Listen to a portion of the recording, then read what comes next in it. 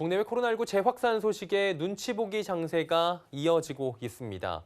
하락시마다 개인의 대기 자금이 저점 매수에 적극적으로 가담하고 있는데 외국인과 기관의 강한 매도에 2,100선도 내줬습니다. 주간 증시 전망 금일 시황 정리해드린 뒤에 좀 더 자세히 알아보도록 하겠습니다. 지난주 미국 시장 급락의 영향을 받으며 출발한 코스피는 장중 낙폭을 키우며 1.93% 하락한 2,093.48에 마감했습니다. 코스닥 역시 2.12% 급락하며 734.69에 장을 마쳤습니다. 코스피는 오늘도 개인만 5,761억 원을 매수하며 저점 매수에 나섰지만 기관과 외국인이 3,509억 원, 2,341억 원씩 매도하며 시장 하락을 주도했고 코스닥도 개인만이 2,211억 원을 매수한 가운데 기관과 외국인이 1,242억 원, 882억 원씩 매도하는 모습을 보였습니다. 코스피는 삼성전자와 SK하이닉스 등의 전기전자 업종과 현대차 등의 운송장비, 또 2차전지, 언택트 등 대다수 종목이 조정을 받은 가운데 SK바이오팜 상장 이슈가 있는 SK정도만이 상승 흐름을 가져갔습니다. 코스닥 역시 시총 상위 대다수 종목이 조정을 받은 가운데 시젠과 제넥신 등 코로나19 관련 종목들과 또 미중 무역 분쟁 반사이익 기대감에 5G 관련 종목들 정도만이 올랐습니다. 특히 미국 이동통신사들이 미중 간 무역 갈등을 우려해 중국 업체를 배제하며 삼성전자와 노키아, 또 에릭슨이 미국 이통사에 5G 장비를 나눠서 공급할 것으로 전망된다는 소식이 전해지며 서진시스템과 오이솔루션, 다산네트워크스 등 5G 관련 종목들은 하락장에서도 상승 흐름을 가져갔습니다. 서울경제TV 서정덕입니다. 주간 증시 전망 샘플러스의 이지환 전문위원 연결해서 조금 더 자세히 알아보도록 하겠습니다. 위원님 안녕하세요. 네, 안녕하세요. 지금까지는 풍부한 유동성을 바탕으로 해서 시장이 좀 견조하게 버텨주는 모습이었습니다. 그리고 연준이 아무래도 위기 때마다 해결사로 나타날 것이다라는 기대감이 시장에 굉장히 작용을 크게 하고 있었습니다. 원달러 환율도 1,200원 밑으로 내려왔고요. 아직까지 시장 상황은 괜찮은데 변수는 코로나 재확산인 것 같습니다. 기존의 예측들이나 흐름들의 변화가 지금 조금 감지되는 게 있나요? 네, 지금 이제 전체적으로 보시면은 지난주 금요일 미국 시장이 이제 급락을 했고 가장 큰 이유가 이제 코로나19 재확산에 대한 부분입니다. 이 코로나19 재확산에 대한 부분은 사실 2차 팬데믹이냐 아니냐라는 부분부터 사실 이제 논란이 좀 되고 있습니다. 우리가 이제 기본적으로 2차 팬데믹이라고 부를 때는 1차 팬데믹에서의 최고 사망자 숫자를 넘어서는 시장이 다시 이제 유행이 왔을 때 우리가 2차 팬데믹이라고 부르는데요. 지금 이제 경제 재개에 따라서 일시적으로 코로나19 환자들이 늘어나는 거라면 2차 팬데믹이라고 간주하기는 조금 어렵고요. 그렇게 보면 이제 주가의 조정 정도가 좀 다를 수 있습니다. 보통 이제 우리가 2차 팬데믹이 왔을 때 이전의 상황을 보면 증시에 반영되는 정도를 보면 최대 조정폭이 약 11에서 한 12% 정도 되는데요. 이건 이제 코스피 지수로 환산을 해보면 코스피 지수 2,000에서 한 1,950포인트 사이 정도가 이전의 경우를 보면 2차 팬데믹의 최대 조정치로 좀 말씀드릴 수가 있습니다. 다만 이런 부분은 이전에 2차 팬데믹이 왔던 경우를 보면 대부분 학교가 개학하는 시점, 그러니까 학생들이 학교를 가는 시점부터 대부분 모두 2차 팬데믹이 왔는데 지금은 이제 그런 경우가 좀 다르고 사망자 숫자에서도 아직까지 유의성 있는 차이 나오지 않기 때문에 만약에 이 부분을 2차 팬데믹으로 규정짓지 않는다면 조정은 생각보다 좀 이번 주 내에 좀 빨리 끝날 가능성도 있다라는 부분이 좀 보여지고 있고요.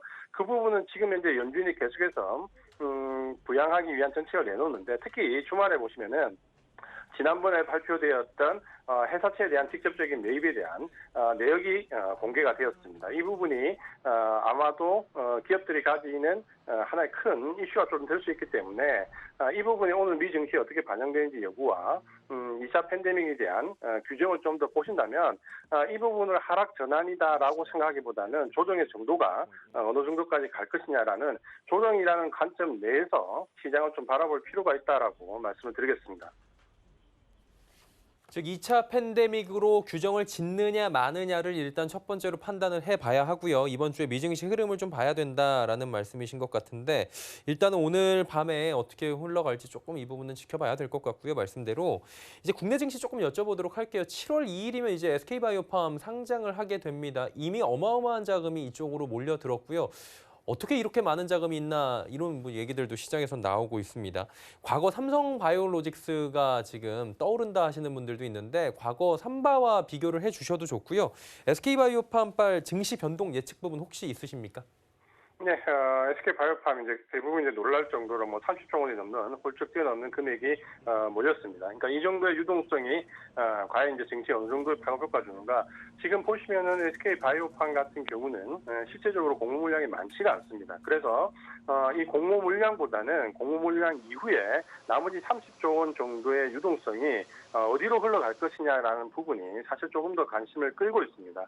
SK바이오팜 같은 경우는 우리가 잘 알고 있는 것처럼 중추신경계 질환에서 신약을 보유하고 있고 또 임상에 진행 중인 부분이 꽤 있는 바이오 회사입니다. 최근에 보시면은 작년에 특히 바이오 쪽에서 기술 상장된 회사들을 보면 대부분이 10개 중에서 7.5개, 약 75% 정도가 사실 공모가 밑을 밑돌면서 좋은 모습을 보여주지 못했습니다. 가장 큰 이유가 최근에는 공모주의 경향이 상장과 동시에 공모가를 넘어설 경우 대부분의 기간 차익 매물 물량이 상당히 많이 나온다는 부분인데 SK바이오팜 같은 경우는 사실 보유세에 물려있는 물량, 대주주 지분 물량, 기타 물량을 제외하면 실제적으로 유통할 수 있는 물량이 약 지금 현재 한 5% 내외 정도로 지금 예측이 되고 있고 시총은 약 한 5조 원 정도로 예상을 좀 하고 있습니다. 이런 부분들을 본다면 아마도 이전에 기술 상장된 업체들과는 좀 다른 모습을 보일 것이다. 이런 기대감이 상당히 좀 반영되어 있다라고 좀 보시면 될 것 같고요. 반면에 30조 원을 묻는 공모에서 탈락된 자금은 지금 현재 예측은 대부분 코스닥 시장을 비롯한 제약 바이오 쪽으로 다시 유입될 가능성이 좀 크다라고 예측을 좀 하고 있습니다. 특히 코스닥 같은 경우는 전체 제약 바이오 업체 쉐어가 약 40%를 좀 능가하고 있는데요. 이런 부분들을 본다면 최근에 신약 모멘텀과 관련된 부분의 종목들이 차별화를 보이면서 실제적으로 신약을 출시할 수 있는 업체들로 매수세가 몰린다라고 보면 이런 자금들도 아마도 2차적인 선택으로 코스닥의 그런 제약 바이오 가운데서 실제적으로 신약을 출시할 수 있는 업체들 위주로 좀 몰릴 것이다. 물론 이 부분은 삼성바이오로직스와 셀트론 헬스케어가 가장 큰 수혜를 받을 수 있다라는 정책 얘기도 지금 나오고 있거든요. 이전에 삼성바이오로직스 같은 경우는 상장되었을 경우에 상당히 고평가 논란을 일었음에도 불구하고 초기에 상당히 흐름이 그렇게 나쁜 편은 아니었기 때문에 그런 부분들을 보신다면 아마도 이번에도 SK바이오팜은 유통 물량 대비로 봤을 때는 상당한 개인들의 이슈를 좀 끌 수 있다. 이렇게 좀 말씀을 좀 드리겠고요. 유동 자금이 이제 유입되고 난 코스닥 이후의 시장은 아마도 전체적인 금액 대비로 해서 풍부한 유동성을 바탕으로 2차 랠리의 가능성이 제약 바이오 쪽에는 대두가 되고 있다. 이렇게 말씀을 드리겠습니다. 일단 뭐 30조 원에 달하는 어마어마한 유동 자금이 그대로 빠져나가지 않고 코스닥 쪽에 40% 캐파를 가지고 있는 제약바이오, 특히나 모멘텀이 있는 쪽으로 흘러가면서 2차 랠리를 만들고 훈풍을 불어올 수 있겠다. 이런 부분을 과거에 삼성바이오로직스를 통해서 좀 말씀을 해주셨고요. 이제 마지막으로 7월 위기설 좀 여쭤볼게요. 오늘 갖고 내일이 6월 마지막 거래일입니다. 6월 달에도 사실은 위기설이 있었어요. 7월도 위기설이 또 나오고 있는 상황인데 크게 어떤 장세에 대비하는 게 좋다고 보십니까? 네, 사실 이제 6월 달은 어떻게 보면 우리 개인 투자자분들에게 상당히 고통의 시간이었습니다.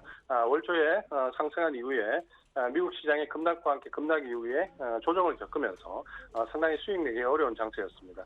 최근에 보시면 이제 6월 달 같은 경우는 미중 무역 갈등에 대한 부분이 가장 큰 위기설로 대두가 되었는데 왜 이렇게 위기설이 많이 나오냐라는 부분은 결국 지금 장이 유동성 장세이기 때문에 어떤 펀더멘탈에 근거해서 올라가기보다는 결국에는 유동성으로 올라가는 장세는 계속해서 위기설이 불거질 수밖에 없습니다. 지금 현재 이제 7월 달은 2차 팬데믹에 대한 부분이 상당히 시과에 반영되고 있고 또 지금 8월 달도 상당히 위기설이 나오고 있습니다. 그 부분은 9월 달 공매도가 제한 조치가 끝나면 그 직전인 8월 달부터 상당히 물량 압박을 받을 것이다라는 부분 때문에 8월 위기설도 나오고 있는데 이런 6월, 7월, 8월 위기설은 아마도 계속해서 유동성 장세에서는 계속해서 나올 수밖에 없는 이슈다라고 좀 보셔야 되겠고요. 과연 이제 이 부분들이 펀더멘탈 상에 영향을 줄 수 있는 악재가 되는가? 라는 부분은 첫 번째로 좀 따져봐야 되겠고 유동성을 누를 만큼 큰 악재가 되느냐라는 부분을 조금 생각을 좀 해보셔야 됩니다. 결국 최근의 악재 중에서 가장 큰 부분은 결국 지난 정치를 보면 2차 팬데믹인데 2차 팬데믹이 실제로 왔다고 해도 조정의 폭은 과거 최대치를 계산했을 때도 10% 내외이기 때문에 실제적으로 사람들이 우려하는 증시의 관련자들이 우려하는 직전 고점까지 내려갈 정도의 큰 위기가 오느냐라는 부분은 아직까지는 이런 유동성 장세에서는 어렵다라는 부분을 보신다면 결국은 조정은 또다시 한번 도약을 위한 하나의 매수의 기회가 되고, 다만 지금은 직전 고점 근처까지 기술적인 부분을 본다면 여기서부터는 이제 고점을 넘어갈 종목과 그렇지 못한 주도 섹터와 비주도 섹터가 나뉘는 시점이다라는 부분을 좀 보신다면 아마도 이제 7월부터는 종목 선정에 조금 더 신중을 기할 필요가 있다. 최근에 보시면 IT 주도 섹터 내에 순환매가 움직임이 나오는데 이런 부분들이 바로 물량 테스트가 끝나고 나면 주도 섹터로 나갈 수 있다라는 부분. 최근에 외국인 수급이 어려운 가운데서도 주도 섹터 쪽으로는 꾸준하게 매수가 들어오는 점, 이런 부분들을 좀 확인하시면서 7월 장세에서 너무 장에 대한 두려움보다는 위기를 좀 기회로 활용하는, 유동성 장세를 활용하는 부분이 필요하다. 이렇게 말씀을 드리겠습니다. 네, 7월 위기설 이야기까지 들어봤고요. 오늘 말씀 여기까지 듣도록 하겠습니다. 샘플러스 이지환 전문위원이었습니다. 고맙습니다. 고맙습니다.